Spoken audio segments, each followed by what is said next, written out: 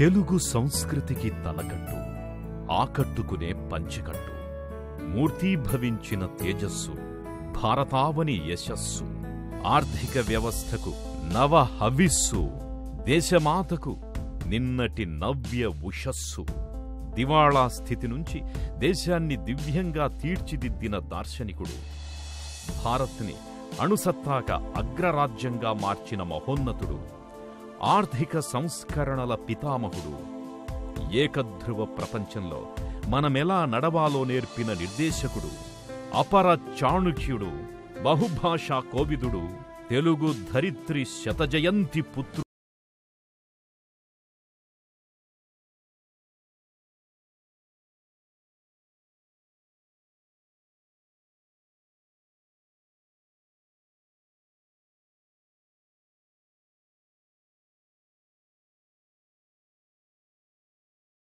చైతన్యం ఉగ్గుబాలతో అలవడిన కరీంనగర్ జిల్లా భీమదేవరపల్లి మండలం వంగర గ్రామం. ఆ పల్లెలో పాములపర్తి రంగారావు ఓ భూస్వామి, 1000 ఎకరాల ఆసామి. ఎంత ఆస్తి ఉన్నా సంతానం లేకపోవడంతో మనసంతా బాధ. బంధువు ఒకరి సలహాతో వరంగల్ జిల్లా లక్నేపల్లిలో బంధువు సీతారామారావు కుమారుడు వెంకట నరసింహారావుని దత్తత తీసుకున్నారు. అల్లారుముద్దుగా పెంచుకున్నారు. తండ్రి తేట తెలుగులో వినిపించిన బమ్మెర పోతనామాత్యుని భాగవత పద్యాలు, తరచూ గ్రామంలో ప్రదర్శించే పౌరాణిక నాటకాలు, వీధి భాగవతాలు ఆయనలో కళా సాహితీ పిపాసను పెంచాయి. బాలుడు పిబి భీమదేవరపల్లి మండలం కటుకూరులో వంగర దగ్గర విల్లూరులో ప్రాథమిక విద్యాభ్యాసాన్ని కొనసాగించారు. ఆ తరువాత హనుమకొండ ప్రభుత్వ పాఠశాలలో హెచ్ఎస్సి చదివి హైదరాబాద్ సంస్థానంలోనే ప్రథమ శ్రేణిలో ఉత్తీర్ణులయ్యారు. జాతీయోద్యమం ఉవ్వెత్తున ఎగసిపడుతోన్న సమయమది. వందే మాతరం ఉద్యమం తెలంగాణ మాగాణాన్ని ఒక ఊపు ఊపివేస్తోన్న వేళ. దొరల బానిస బంధనాలు, నిజాం నవాబు ఆంక్షల సంకెళ్ల మధ్య తెలంగాణ నలిగిపోతోంది, లోలోన రగిలిపోతోంది. జాతీయోద్యమ స్ఫూర్తిని మనసంతా అద్దుకున్నాడు నవయువకుడు. ఆలాపన మీద ఆంక్షలేమిటని గర్జిస్తూ ఉద్యమంలో కొదమసింగంలా దుమికాడు. 1938లో ఉస్మానియా విశ్వవిద్యాలయంలో 300 మంది విద్యార్థులతో కలిసి వందేమాతర గీతాన్ని ఆలపించాడు. ఫలితంగా కళాశాల నుంచి బహిష్కరణ దండన. పూణేలోని ఫెర్గూసన్ కాలేజీలో బీఎస్సీలో చేరాడు. ఆ తరువాత నాగ్పూర్ వెళ్లి అక్కడ న్యాయశాస్త్రంలో పోస్ట్ గ్రాడ్యుయేషన్ పూర్తి చేశారు. ఆనాడు నాగ్పూర్లో స్వాతంత్రోద్యమం పతాక స్థాయిలో ఎగసిపడుతోంది. ఆయనలోని కథనోత్సాహానికి కొత్త ఊపునిచ్చింది. మహామహులైన నేతలతో కలిసి కార్యకర్తలు కథన రంగంలో దుమికిన దృశ్యాలు పీవీలో అణువణువు దేశభక్తిని నింపాయి, కర్తవ్యాన్ని ప్రబోధించాయి. నవోత్సాహంతో 1939 జాతీయ కాంగ్రెస్ మహాసభలకు హాజరయ్యారు. నేతాజీ సుభాష్ చంద్రబోసు లాంటి కాకలు తీరిన జాతీయ నేతల ప్రసంగాలు ఉర్రూతలుగించాయి. ఓవైపు రాజకీయాలు, మరోవైపు చదువు. పీవీ రెండింటినీ సమన్వయం చేసుకున్నారు. న్యాయవాద డిగ్రీ చేతికొచ్చింది. హైదరాబాదులో న్యాయవాదిగా సుప్రసిద్ధుడైన తెలంగాణ కాంగ్రెస్ నేత బూర్గుల రామకృష్ణారావు వద్ద జూనియర్గా చేరిన పీవీ వృత్తిలో ఓనమాలు దిద్దుకున్నారు. స్వామి రామానంద తీర్థ స్టేట్ కాంగ్రెస్ అధ్యక్షుడిగా వ్యవహరిస్తోన్న సమయమది. హైదరాబాద్ సంస్థానం భారత్లో విలీనం కోసం ఉద్యమించాలని పిలుపునిచ్చారు. సంస్థానమంతా ఉవ్వెత్తున ఉద్యమ జ్వాలలు ఎగిశాయి. సత్యాగ్రహ సమరనాదాలు మిన్నంటాయి. అయితే గమ్యం ఒక్కటైన పోరాట పంథాలో తేడాలొచ్చాయి. స్టేట్ కాంగ్రెస్ అతివాద మితవాద గ్రూపులుగా విడిపోయింది. స్వామి రామానంద తీర్థ రాజకీయాల్లోనే కొనసాగి చురుకైన పాత్ర పోషించాలని చివరికి నిర్ణయించుకున్నారు. 1951లో క్రియాశీలక రాజకీయాల్లోకి అడుగుపెట్టారు. కరీంనగర్ జిల్లా కాంగ్రెస్ అధ్యక్షుడిగా బాధ్యతలు చేపట్టారు. 1952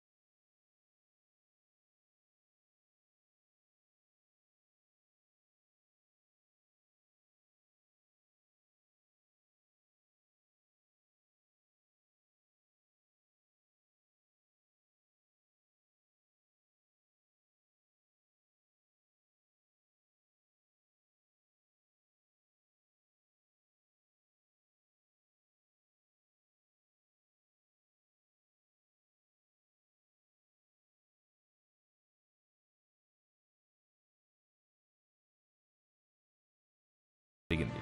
1969-70లో స్వయం పాలన కావాలి అంటూ తెలంగాణోద్యమం బయలుదేరింది. ఎటు చూసిన ఆగ్రహ జ్వాలలు, హర్తాళ్లు, ర్యాలీలు.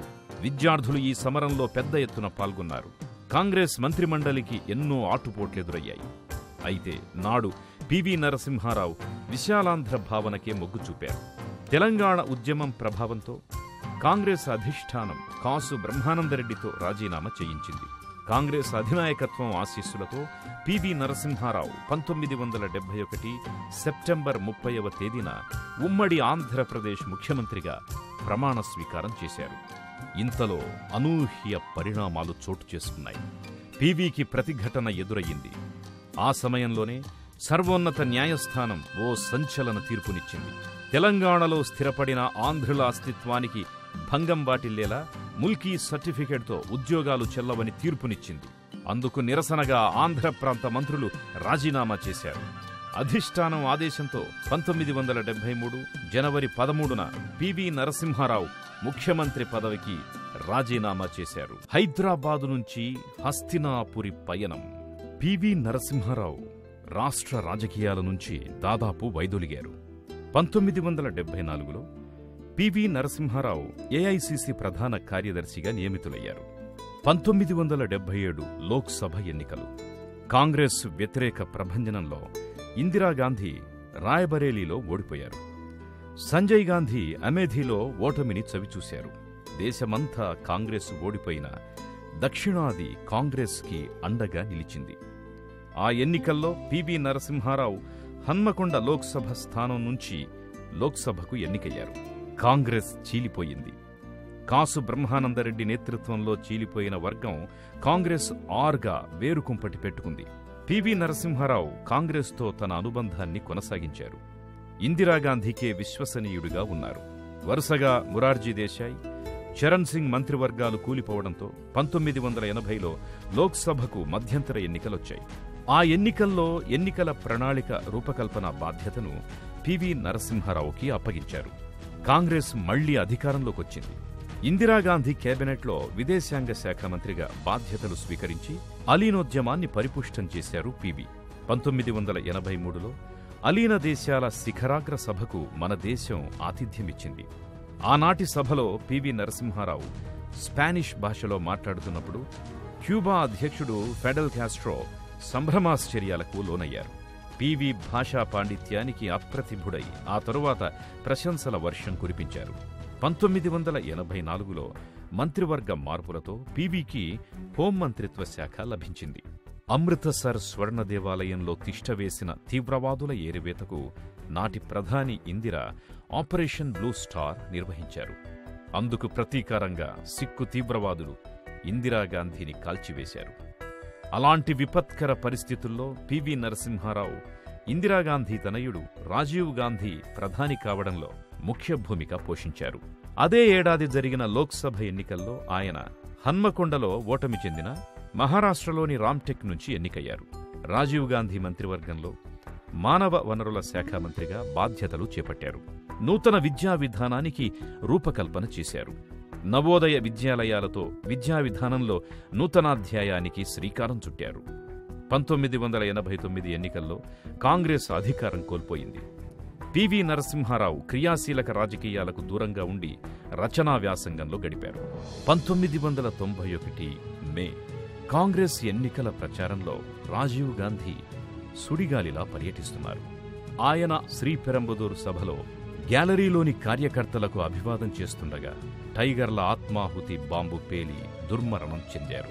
1991 లోక్సభ ఎన్నికల్లో కాంగ్రెస్ నేతృత్వంలో మైనార్టీ మంత్రివర్గం ఏర్పడింది. ఇంట్లో విశ్రాంతి తీసుకుంటున్న పివి నరసింహారావును ఢిల్లీ రావలసిందిగా కాంగ్రెస్ అధిష్టానం ఆదేశించింది. అప్పటికి ప్రణబ్ ముఖర్జీ, అర్జున్ సింగ్ లాంటి కాంగ్రెస్ యోధులు రేసులో ఉన్న అధినేత్రి సోనియాగాంధీ తెలుగువాడైన పివి నరసింహారావుని ఢిల్లీ పంపించారు. అందరికీ అంగీకార అభ్యర్థిగా ప్రతిపాదించారు. దేశ 9వ ప్రధానిగా పివి నరసింహారావు 1991 జూన్ 20వ తేదీన ప్రధానమంత్రిగా ప్రమాణ స్వీకారం చేశారు. తొలిసారి ఒక దక్షిణ భారతీయుడు, అది తెలుగుదనం మూర్తీభవించి తెలుగు సంస్కృతికి తలకట్టులా ఆకట్టుకునే రూపంలో ఉన్న పివి ఆ విధంగా దేశ ప్రధానయ్యారు. పివి నరసింహారావు ప్రధాని అయిన సమయం ఒక సంధికాలం. సరిగ్గా అటువంటి సంధికాలంలో లౌక్యం, దౌత్యనీతులు, విదేశాంగ విధానాలు, ఆర్థిక సంస్కరణలపై అవగాహన ఉన్న పివి నరసింహారావు భారత ప్రధానమంత్రి అయ్యారు. ప్రత్యేక పద్ధతిలో విదేశాంగ విధానానికి రూపకల్పన చేసుకోవలసి వచ్చింది. ఒకవైపు చైనా సామ్యవాద మంత్రం జపిస్తూనే మార్కెట్ ఆర్థిక విధానాలను చేపట్టిన తీరు పివి నరసింహారావుని ఆకట్టుకుంది.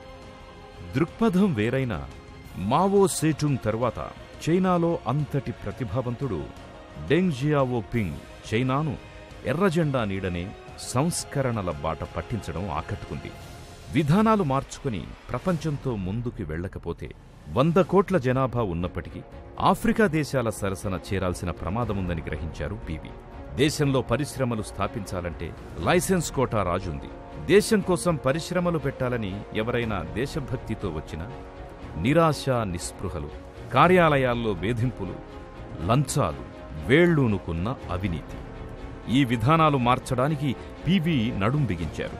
రిజర్వ్ బ్యాంక్ మాజీ గవర్నర్, ఆర్థిక వ్యవస్థకు ఆపరేషన్ చేయడంలో అపార అనుభవం గడించిన డాక్టర్ మన్మోహన్ సింగ్తో పాటు మరికొందరు అధికారులను ఒక బృందంగా ఏర్పాటు చేసుకున్నారు. వంగర నుంచి ఢిల్లీ పీఠం వరకు ఎదిగిన పివి రాజకీయ ప్రస్థానంలో ఎన్నో మైలురాళ్లు ఉన్నాయి. 1939 త్రిపుర కాంగ్రెస్ మహాసభలకు హాజరు కావడంతో ఆయన రాజకీయ జీవితానికి నాంది ప్రస్తావన జరిగింది. 1952లో కరీంనగర్ జిల్లా కాంగ్రెస్ కార్యదర్శిగా చేశారు. అదే సమయంలో హైదరాబాద్ స్టేట్ కాంగ్రెస్ కార్యదర్శిగా బాధ్యతలు నిర్వహించారు. 1957-77 వరకు శాసనసభలో మందని నియోజకవర్గానికి ప్రాతినిధ్యం వహించారు. 1958 నుంచి 60 వరకు పబ్లిక్ అకౌంట్స్ కమిటీ సభ్యునిగా, 1960-61లో విద్యా ప్రాంతీయ కమిటీ చైర్మన్ హోదాలో పనిచేశారు. 1962లో నీలం సంజీవరెడ్డి మంత్రివర్గంలో న్యాయ, జైళ్లు శాఖ మంత్రిగా వ్యవహరించారు. 1964-67 అధికార భాషా సంఘ సభ్యునిగా కొనసాగారు. 1974లో ఏఐసిసి కార్యదర్శి కావడంతో కొత్త ఢిల్లీ రాజకీయ కార్యక్షేత్రం అయింది. 1977లో హన్మకొండ నుంచి లోక్సభ సభ్యునిగా ఎన్నికయ్యారు. 1988లో కేంద్ర ఆరోగ్య కుటుంబ సంక్షేమ మంత్రిగా బాధ్యత నిర్వర్తించారు. అదే ఏడాది విదేశాంగ మంత్రిగా పనిచేశారు. 1989లో మహారాష్ట్రలోని రామ్టెక్ నియోజకవర్గం నుంచి లోక్సభలో ప్రాతినిధ్యం వహించారు. 1991లో అఖిల భారత కాంగ్రెస్ కమిటీ అధ్యక్షునిగా నియమితులయ్యారు. 1991లో నంద్యాల లోక్సభ స్థానానికి జరిగిన ఉప ఎన్నికలలో ఘన విజయం సాధించారు. 1996లో ఒడిశాలోని బరంపురం లోక్సభ స్థానం నుంచి లోక్సభ సభ్యులుగా ఎన్నికయ్యారు. మహామనిషి, ఆర్థిక సంస్కరణలతో మన దేశాన్ని అగ్రరాజ్యాల సరసన నిలిపిన పివి నరసింహారావుకు భారతరత్న పురస్కారం ప్రకటించి సముచితంగా గౌరవించాలని ఎందరో ప్రముఖులు కేంద్ర ప్రభుత్వానికి విజ్ఞప్తి చేశారు. 1991లో కొత్త పారిశ్రామిక విధానాన్ని కేబినెట్లో ప్రవేశపెట్టి చర్చకు తెచ్చారు. సోనియా కోటరీలో ఆమెకు అత్యంత విధేయుడు అర్జున్ సింగ్ లాంటి కాంగ్రెస్ నేతలు తీవ్రంగా వ్యతిరేకించినా నరసింహారావు సంస్కరణల పదాన్ని వీడలేదు. తన దృక్పథాన్ని మార్చుకోలేదు. లైసెన్స్ కోటా రాజుకి చరమగీతం పాడాలని గట్టిగా నిశ్చయించుకున్నారు పివి. ఆర్థిక సంస్కరణలకు శ్రీకారం చుట్టారు. మార్కెట్ ఆధారిత ఆర్థిక వ్యవస్థ కోసం, పారిశ్రామికాభివృద్ధికి, ఉద్యోగ ఉపాధి కల్పనకు పివి సరళీకరణ ఆర్థిక విధానాలను తీసుకొచ్చారు. ఇందిరాగాంధీ విధానాలను, రాజీవ్ గాంధీ విధానాలను నిర్ద్వందంగా తిరస్కరించి పక్కన పెట్టి తనదైన ముద్ర వేశారు. అయితే తాను వారిని వ్యతిరేకిస్తున్న భావాన్ని కల్పించకుండా నేనిలా చేయబోతున్నాను అని తెలివిగా చెప్పి ఒప్పించారు. అంతే తప్ప దేనిని తాను వ్యతిరేకిస్తున్న భావన కలిగించలేదు. అదే చాణక్యనీతి కావచ్చు.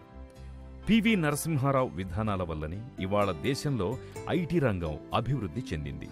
అప్పటికి డాలర్ రెక్కలు విప్పుతోంది. రూపాయి రోజురోజుకు పాపాయవుతోంది. మన దేశ ఆర్థిక వ్యవస్థ కుదేలవుతోంది. మండల్ కమిషన్ రాజేసిన గొడవలు తగ్గి దేశం చల్లబడిన వేళ. కాని ఆర్థికంగా అలజడితోనే ఉంది. ద్రవ్యోల్బణం పెరుగుతోంది. ఆ సెగలు చల్లారకముందే బాబ్రీ మసీద్ ధ్వంసం, దేశం అప్పులు చెల్లించాలంటే బంగారం తాకట్టు పెట్టాల్సిన దుస్థితి. ఆర్థిక వ్యవస్థ స్వీయ రక్షణకు చేరింది. ఆర్థిక వ్యవస్థకు శస్త్రచికిత్స చేసే నిమిత్తమై విచ్చేసిన డాక్టర్ మన్మోహన్ సింగ్ బృందాన్ని రంగంలోకి దింపారు పివి. కొత్త దారులు పరుచుకున్నాయి, కొత్త గవాక్షాలు తెరుచుకున్నాయి. సంస్కరణలకు సామాజిక శ్రేయస్సుకు మధ్య ఆయన సమన్వయాన్ని సాధించారు. ఆ ఫలితాలు క్రమంగా అందివస్తున్నాయి. రూపాయి మారకం రేటు పెరిగింది, ఎగుమతుల ఆదాయాలు పెరిగాయి. స్వల్పకాలంలో నాడు $1,400 కోట్ల విదేశీ మారక ద్రవ్య నిలువలు సమకూరాయి. నామినేటెడ్ ప్రధాని కాని డామినేషన్ చూపించారు. మౌనంగానే ఉంటాడు, అపార జ్ఞాని, దేశ విదేశీ భాషలెన్నో మాట్లాడగలిగిన బహుభాషా కోవిదుడు. నిత్య జీవితంలో నిజాయితీకి మారుపేరు, ఏ మకిలీ అంటని స్ఫటిక స్వచ్ఛమైన మనిషి. తన పిల్లలను కూడా ప్రధాని కార్యాలయానికి, అధికార పీఠాలకు దూరంగా ఉంచారు. దేశాన్ని అణ్వస్త్ర రాజ్యాల సరసన నిలిపిన ఘనత పివి నరసింహారావుదే. అణుపరీక్షల సమయానికి అధికార పీఠం నుంచి తప్పుకోవాల్సొచ్చింది. ఆర్థిక మాంద్యం ప్రపంచాన్ని కుదిపివేసిన వేళ, కుబేరులే సామ్రాజ్యాల విలువ తరిగి కుదేలైన వేళ మన దేశం నిశ్చింతగా ఉంది. అగ్రరాజ్యాలే నిస్సహాయంగా ఎలా గండం గట్టెక్కాలా అని తలుచుకుంటున్న వేళ మన దేశం మాత్రం కులాసాగా నిర్భయంగా జీవించింది, సగర్వంగా తలెత్తుకుని నిలబడింది.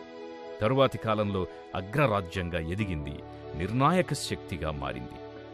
ఇవాళ మన దేశం అనుభవిస్తోన్న ఆధునికత, ఎలక్ట్రానిక్స్ వస్తువులు, ఏర్పాటవుతోన్న పరిశ్రమల సముదాయాలు అన్నీ పివి సరళీకరణ విధానాల పుణ్యమే. ఆయన బృందం సాధించిన అఖండ విజయమది. ఆయనో స్థితప్రజ్ఞుడు, తామరాకు మీద నీటిబొట్టు లాంటివారు. ఛాందసవాదాన్ని ఆయన ఛట్ఫట్మని తెంచారు.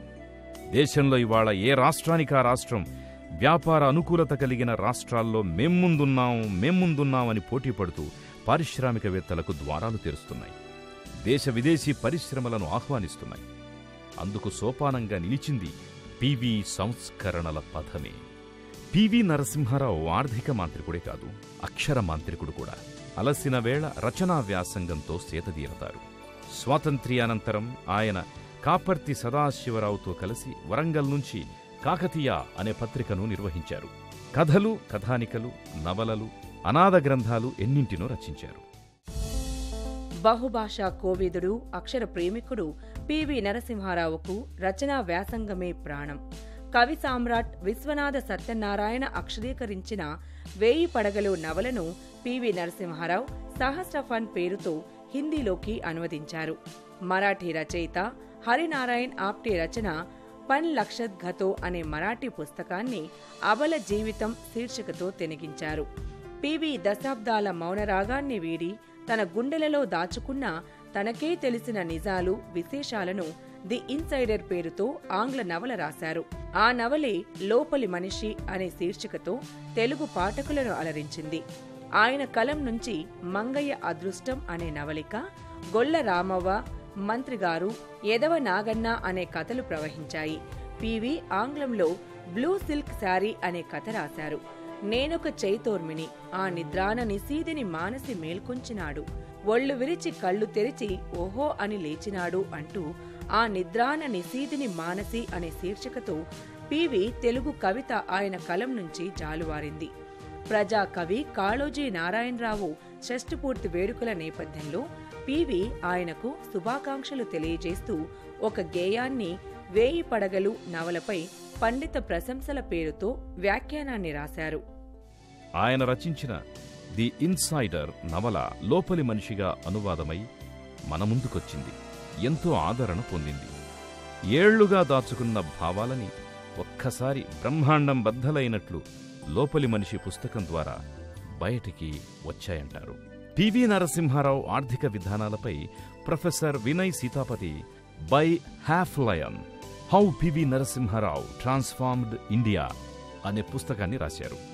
ఢిల్లీకి రాజైన తల్లికి కొడుకునే అని చాటుకున్న వినయశీలి, ఎంత ఎదిగినా ఒదిగి ఉన్న శిఖర సమానుడు, మేరునగ ధీరుడు, రాజకీయాలంటే ప్రజలకు సేవ చేసేందుకే అని మనసా వాచా నమ్మి ఆచరించిన మానవతామూర్తి. పివి ఆధునిక భారత రూపశిల్పి, దేశాన్ని అగ్రరాజ్యాల సరసన నిలిపిన వ్యూహకర్త, ఆర్థిక సత్తాను పెంచడమే కాదు, దేశాన్ని అణుసత్తాక రాజ్యంగా తీర్చిదిద్దారు. మూర్తీభవించిన టీవీ పీవీ. నవ్య పథగామి. ఆయన అవిరళ కృషి, దేశం కోసం పడిన తపన సదా స్మరణీయం, అనుసరణీయం. ఆయన కీర్తి తరతరాల స్ఫూర్తి.